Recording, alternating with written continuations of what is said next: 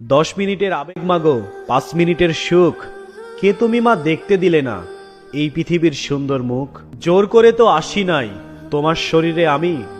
পৃথিবীতে নাকি সন্তান হয় মায়ের কাছে দামি। তবে কেন সুখের ভুলে আমায় পেটে নিলা? সুখের শেষে কেটে ছিঁড়ে আমায় ফেলে দিলা। একদিন তুমি আমার কাছে আসবে ঠিকই মাগো, কি বলবে খোদার কাছে ঠিক করে রেখো। আমি তোমা বেঁচে গেছি, বেঁচে গেছে মান। নয়তো সবাই আমায় বলতো অবৈধ সন্তান। একটু অবৈধ সুখ পেতে আমায় পেটে নিলা, কলঙ্কের ভয়ে আবার আমায় ছিঁড়ে ফেলে দিলা। তোমার মাও তোমার সাথে করতো যদি এমন, বুঝতে মাগো সেদিন তুমি মৃত্যুর যন্ত্রণা কেমন। আগামীকাল 14 ফেব্রুয়ারি বিশ্ব বেহায়া দিবস।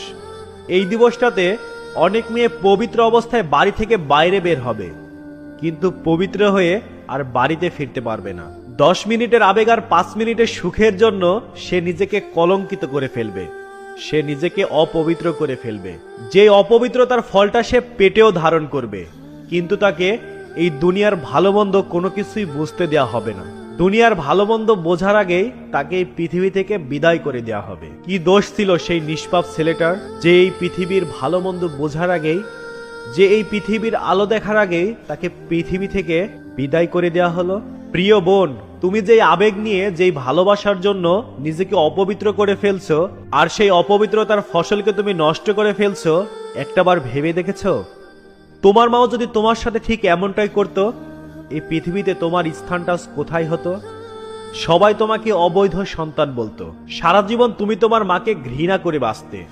তোমার জীবনটা বেঁচে থেকেও যেন মৃত্যুর চেয়ে বেশি কষ্টদায়ক হতো। কিছু ভালোবাসা আর আবেগের জন্য তুমি যে নিজেকে কলঙ্কিত করে ফেলছো, এই কলঙ্কের দাগ কি কখনো উঠবে?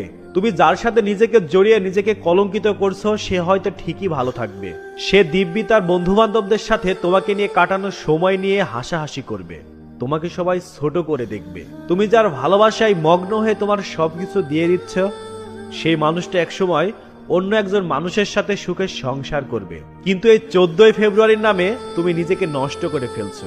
আর যেসব ভাইয়েরা এই 14 ফেব্রুয়ারিকে কাজে লাগিয়ে নিজেকে অনেক বড় করার জন্য একটা মেয়েকে নষ্ট করে ফেলেন, তারা কি একটা বার ভাবেন না আপনারও তো মা বোন আছে?